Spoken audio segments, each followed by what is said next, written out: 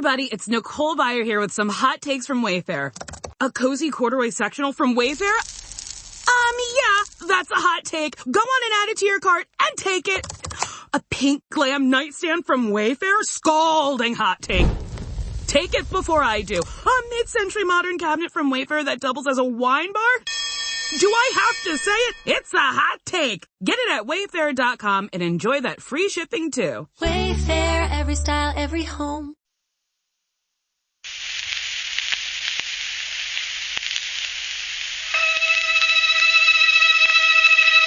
The Columbia Broadcasting System presents The Free Company.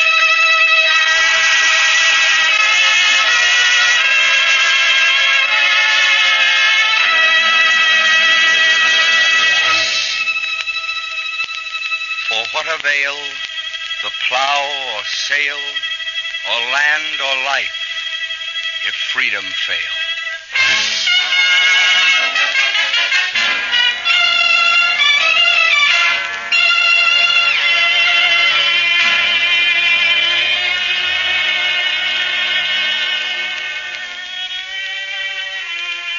This is Burgess Meredith speaking from Hollywood for the Free Company. Today, Melvin Douglas, Claire Trevor, Edward Ellis, Margaret Hamilton, and Charles Bickford appear in a new original radio play, The Mole on Lincoln's Cheek, by Mark Connolly, author of the Pulitzer Prize play Green Pasture. The Mole on Lincoln's Cheek is the second in a series produced by the Free Company, a group of prominent writers, actors, and radio workers who have organized to give expression to their faith in American democracy. Some of these plays will deal with one or more of the 8 basic freedoms assured to all citizens in the Bill of Rights. Today's drama, for example, concerns freedom of speech as applied to teaching. Other plays will cover more general ground. All of them are intended to explain and to illustrate the meaning of our freedom. All of them will be written by America's most distinguished dramatists, including Maxwell Anderson, Sherwood Anderson, Stephen Vincent Benet, James Boyd, George M. Cohan, Norman Corwin, Paul Green, Ernest Hemingway, Archibald MacLeish, Orson Welles, Elmer Rice, Robert E. Sherwood, and John Steinbeck, 9 of them Pulitzer Prize winners. And now, Mark Connolly's original radio play, The Mole on Lincoln's Cheek.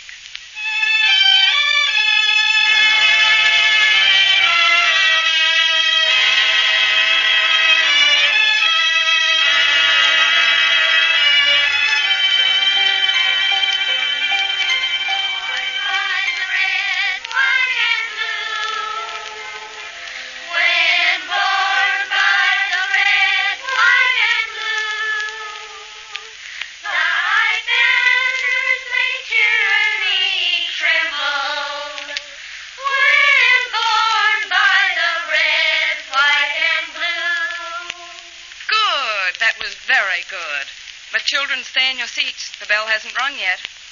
Oh, I know it isn't easy to get used to school again and a new teacher, but I think tomorrow we'll all feel more at home together. I know I'm going to like being here, and I know I'm going to like you. And you can make it easy for me to like you by being good pupils. Now, that's not what I call being a good pupil. Do you think your seat is about to collapse? No, ma'am. Well, then sit back in it. Will you tell me your name again? Eddie Etheridge. Oh, yes. Have I been boring you, Eddie? You what? Have you heard one word of what I've been saying? Yes, ma'am. Well, then sit properly, please. You're not going to exit under your desk, you know. Remember, march out in order. Class dismissed.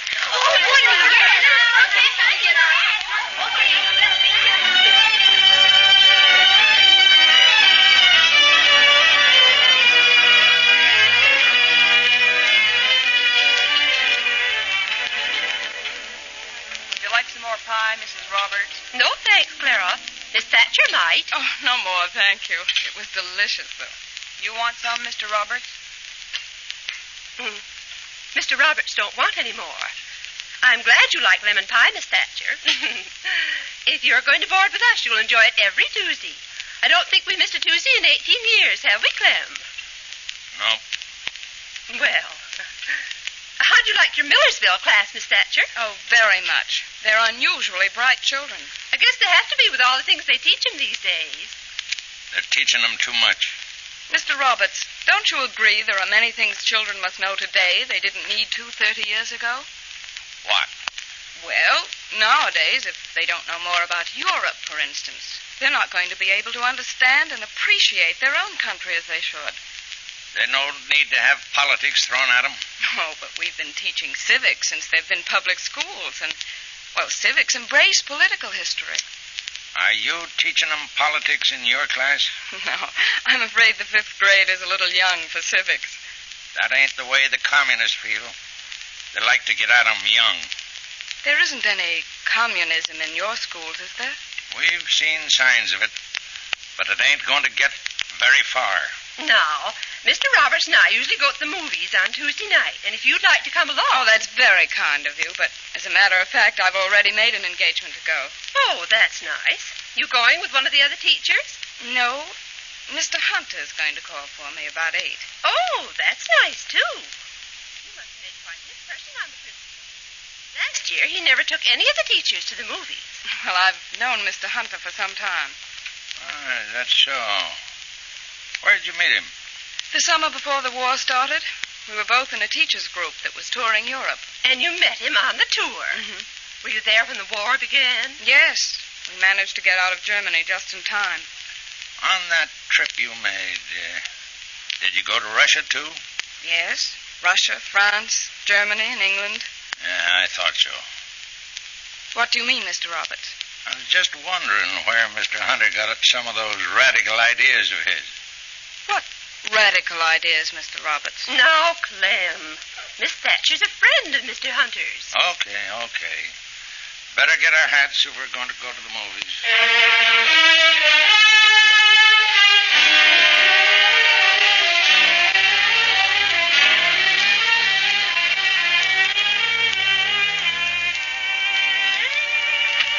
Good evening, Miss Thatcher. Good evening, Mr. Hunter. Were your ears burning a little while ago? Oh, why? Well, I don't think Mr. Roberts approves of you completely. No, I'm afraid he doesn't. If he ever learns you came here on my recommendation, I don't think your fine record in Bridgeton is going to help you. Well, he isn't very cordial now. You know, you don't have to live here, even if he is a member of the school board. Oh, no, sir. I intend to do a little work on him. You know, I'd really like to find out what's behind those fixed ideas of his. I'm afraid you won't get very far. You ought to see him at a school board meeting. Has he made trouble for you? When I became principal last year, Roberts almost stopped me. Warning, the following ZipRecruiter radio spot you are about to hear is going to be filled with F-words. When you're hiring, we at ZipRecruiter know you can feel frustrated, forlorn even, like your efforts are futile, and you can spend a fortune trying to find fabulous people, only to get flooded with candidates who are just fine. Fortunately, ZipRecruiter figured out how to fix all that. And right now, you can try ZipRecruiter for free at ZipRecruiter.com/zip. With ZipRecruiter, you can forget your frustrations because we find the right people for your roles fast, which is our absolute favorite F word. In fact, 4 out of 5 employers who post on ZipRecruiter get a quality candidate within the first day. Fantastic. So, whether you need to hire 4, 40, or 400 people, get ready to meet first-rate talent. Just go to ZipRecruiter.com/zip to try ZipRecruiter for free. Don't forget, that's ZipRecruiter.com/zip. Finally, that's ZipRecruiter.com/zip. I'm using the Clavering textbooks. But didn't you tell him that they were required reading in half a dozen states? Yes, but Roberts acted as though I'd brought the Clavering series personally from Moscow. Oh, goodness. I pointed out that Dr. Clavering was one of the most honored educators in America. I couldn't convince Roberts that he wasn't dedicated to poisoning the minds of school children. Well, but you got the books approved all right. Yes. I hope I won't have him against me on anything this year. The 3 new board members are all friends of his. Well, you ready? Yes. You want to know what subversive activity I've planned? What? I intend to hold your hand at the movies, even if they ride me out of town on a rail.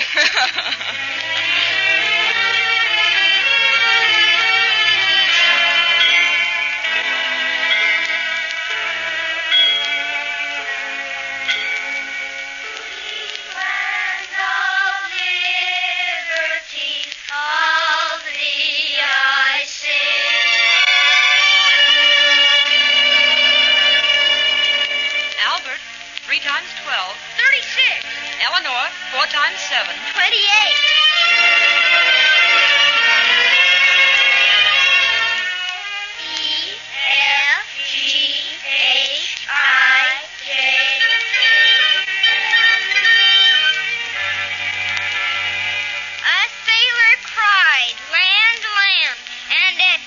Columbus saw that it was indeed land.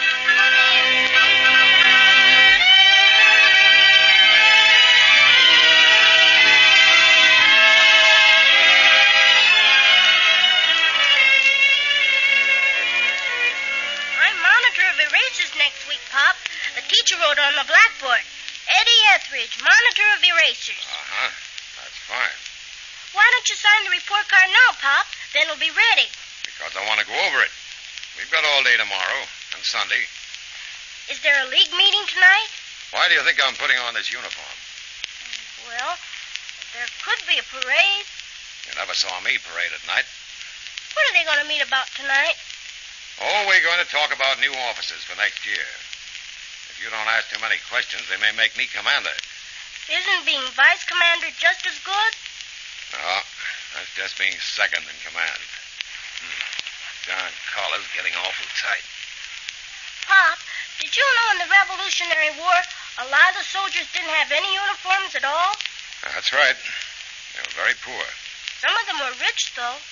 Not many. I bet the smugglers were. Who? The smugglers, like John Hancock. What John Hancock? Huh? The John Hancock that signed the Declaration of Independence. He was a smuggler. Who said so? It's true. It's in the book. What book? The history book at school. John Hancock was one of the founders of our country. You remember what happens to you when you tell dream lies. But this isn't a dream lie. It's in the book. And Miss Thatcher had me read it to the class today. I've got it downstairs. I'll show it to you. You bet you will. Wait a minute. I'm going down with you. Get my cap out of the box. What does that book say about George Washington? I forget all. But he had false teeth. Mm-hmm. I suppose he was a crook, too. Oh, no, sir. He was all right. How would you know? I like 'em feeding you kids that stuff. But it's true, isn't it, Pop? Listen, son, they're giving you a lot of anti-Americanism. Now let's get down and look at that book. What's the name of that teacher of yours?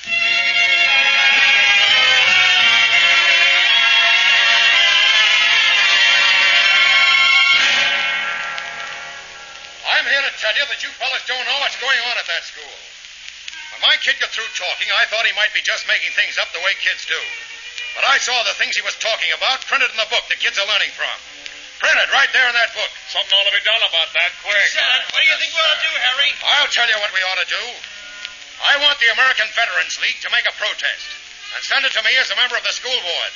I'll turn it over to the superintendent of schools Monday morning. Then we'll get action.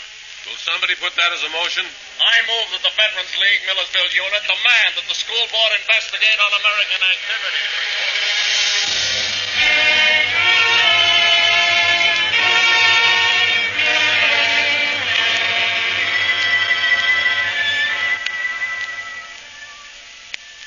I'm afraid I can't have dinner with you tonight. Oh, why? I've got to go to a school board meeting. The witch hunters are riding again. In what direction?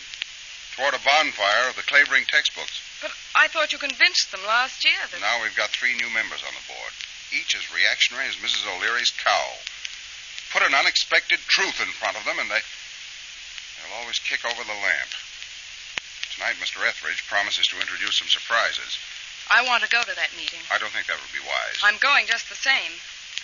I've got a feeling I'm one of the surprises.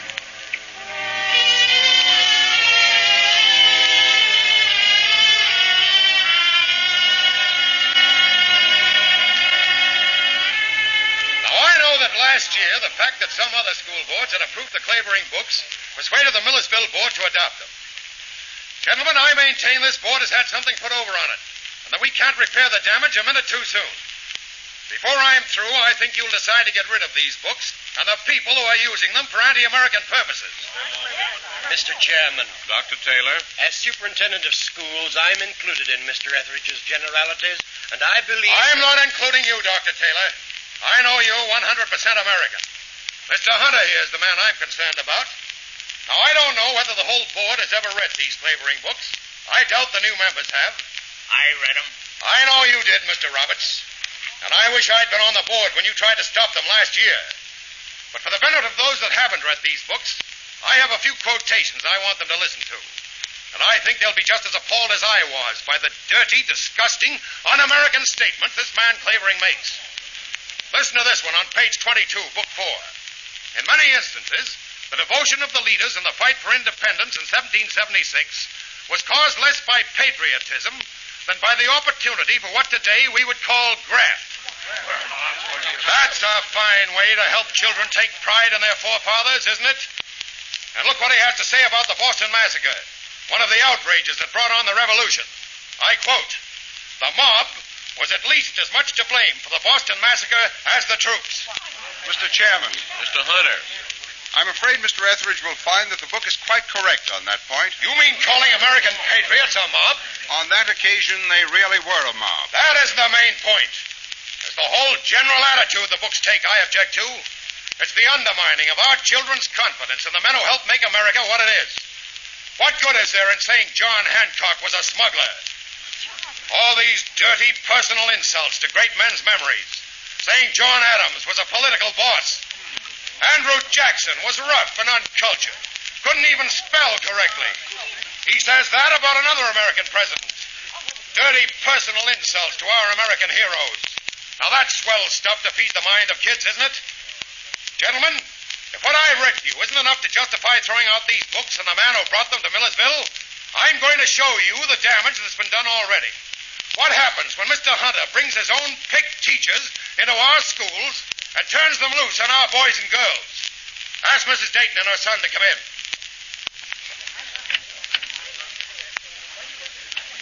Come right in, Wilbur. You come in too, Mrs. Dayton. This is Wilbur Dayton. Sit down, Wilbur. How old are you, son? 10. Now, I want you to tell these gentlemen just what you told me this afternoon. Well, we were all sitting there, and Miss Thatcher said, "Do you know who this is?" Wait a minute, Wilbur. Are you talking about the geography class on Thursday? Yes, sir. What made it different from any other geography class? Well, because Miss Thatcher opened her desk and took out the statue. What kind of a statue? Hitler's statue. You mean Adolf Hitler of Germany?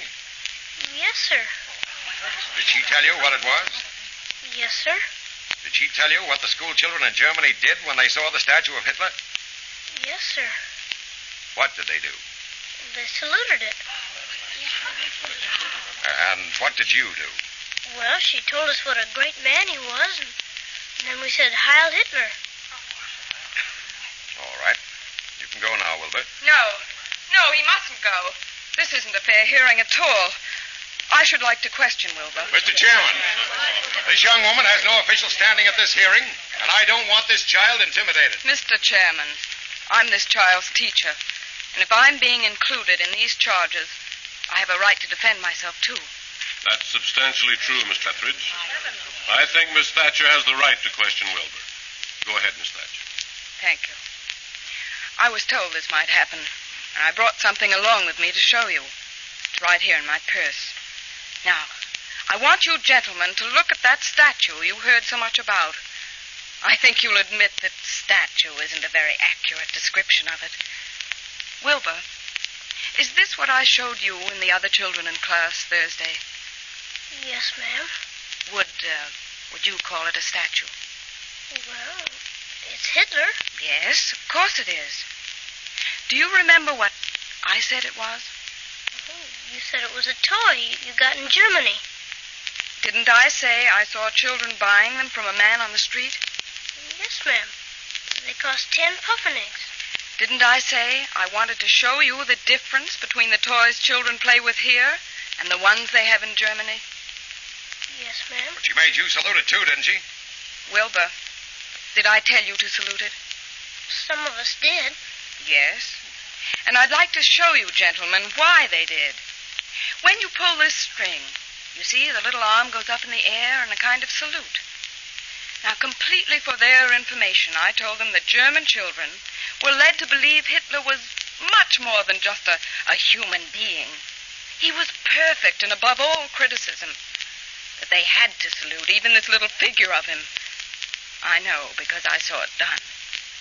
Before I said any more, half a dozen of them were raising their arms and saluting it, too. Isn't that exactly what happened, Wilbur? I guess so. You mustn't guess, Wilbur. Is that what happened? Yes, ma'am. And didn't we all laugh when you imitated the little figure and raised your arms? Yes, ma'am. When you and Eddie Etheridge said, Heil Hitler, what did I do? Well, you laughed.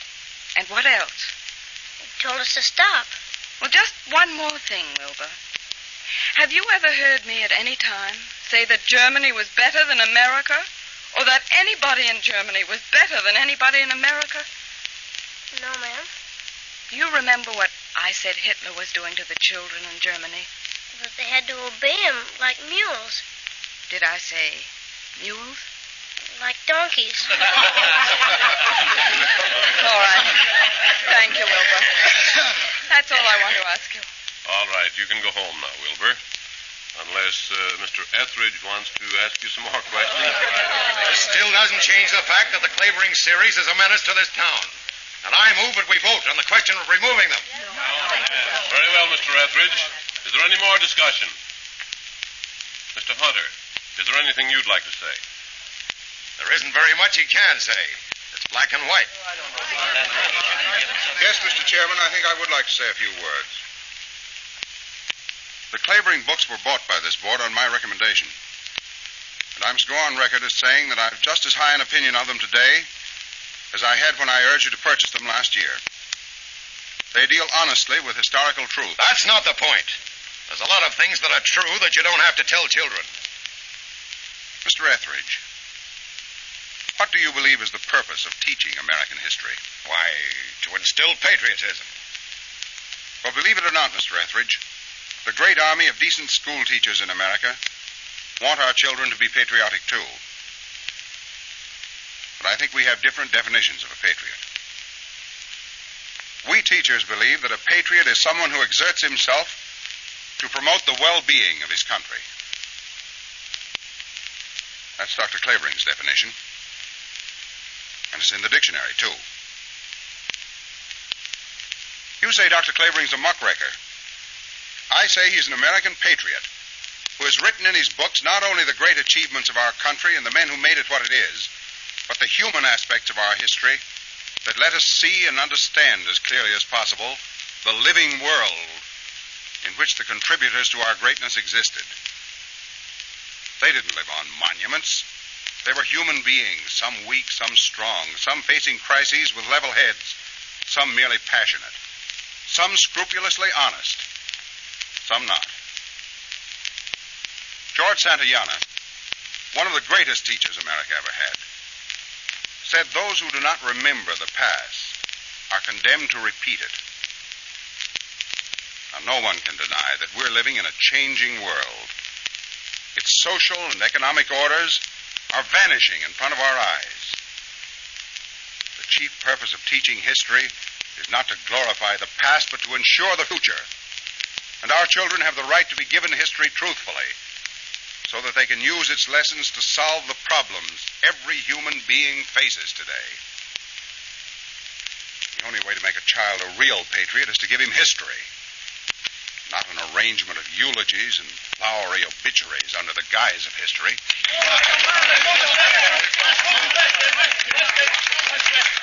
I'd like to have the floor. Go ahead, Mr. Roberts. Last year, I said the board ought not to buy the Clavering books because I'd been told how radical they were. Well, this year we've got a very bright boarder at our house, that Miss Thatcher you just had up. And I'm here to say that in the last couple of months she's opened my eyes, and so has Mr. Hunter.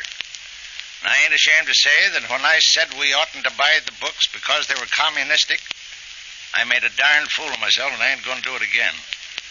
I'm behind Mr. Hunter 100%. What you told me this afternoon, you'd back me up. No, I didn't. I just said I'd be here and I'd have my eyes open. Harry, I don't want to get into a fight with you. I just want to ask you this. Has Mr. Hunter convinced you you're wrong? He hasn't convinced me this Clavering isn't a muckraker. Then you're even dumber than I was.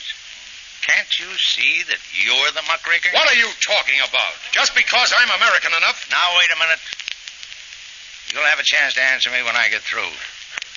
These Clavering books don't insult and cheapen our great men.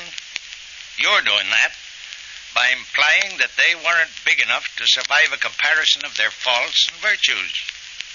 Now, let me show you what I mean. All our lives, we've been used to seeing pictures and photographs and statues of Lincoln with a mole on his cheek. Right here. And if any painter or sculptor dared to show us Lincoln without that mole, there ain't nobody over 8 years old in America wouldn't say, put that mole back.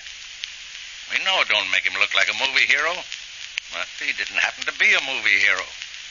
So you put that mole back, because that's the way he was. It makes him realer to us. We want him tall and lanky, with big knuckles, and forgetting sometimes to have his pants pressed. We know Lincoln pretty well. We ought to know America just as well as we know Lincoln. And if it's parts of this history that ain't pretty to look at, let's face the facts, then make improvements as we get a chance to. If you want to see what happens to a country that has nothing but little tin gods in it, look at Germany. School children there are being taught on your system. All their leaders are perfect, and all their histories are being rewritten to prove it. Well, you want our kids to be told about America that way? We know that everything considered, it's one of the best countries ever organized. We want to keep it that way. And that means not being afraid to learn what made it tick in the beginning and what keeps it going today. Now, it's getting late and there's a question before the board. But if you ain't convinced yet, I'm prepared to sit here all night to get it through that thick skull of yours.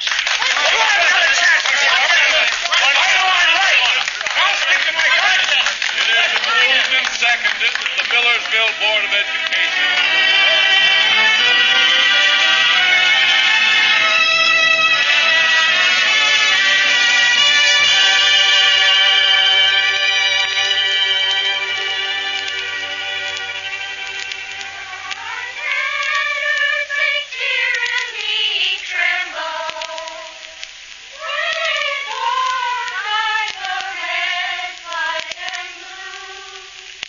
Sorry to take you away from your class. Oh, that's all right. Did you see Mr. Roberts last night? No, but I talked with him this morning. He told me how they voted. Well, we're safe for another year. Yes, darling. We'll always be safe. As long as there are Americans like Mr. Roberts to keep his eyes open.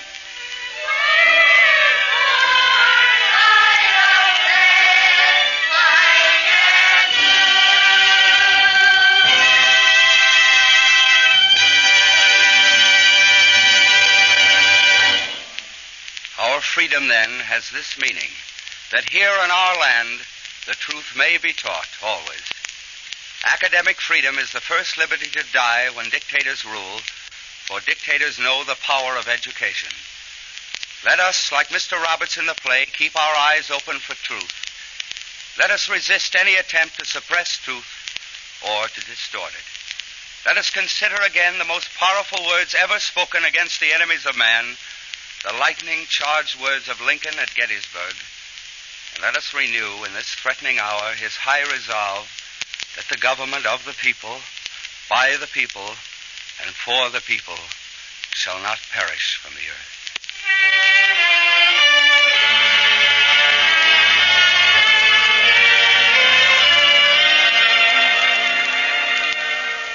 In this, the second of our series of broadcasts, the stars and the author of today's drama joined the Free Company under chairmanship of James Boyd, contributing their services without payment. Lee Stevens composed and conducted an original musical score. The Free Company producer is Charles Vanda. To the Screen Actors Guild and to the American Federation of Radio Artists and to the Columbia Network, all who have combined to make this series possible, to all these people, with a word of a special thanks to Irving Reese, who directed. This is Burgess Meredith offering the sincere thanks of the Free Company.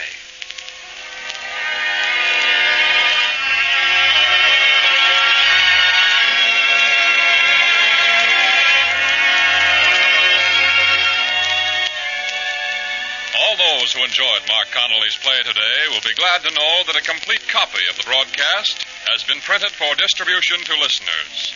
For 10 cents, the cost of printing and mailing, you may receive your copy. Write to the Free Company in care of the Columbia Broadcasting System, New York City. Copies of subsequent Free Company plays will be made available each week as the series goes on.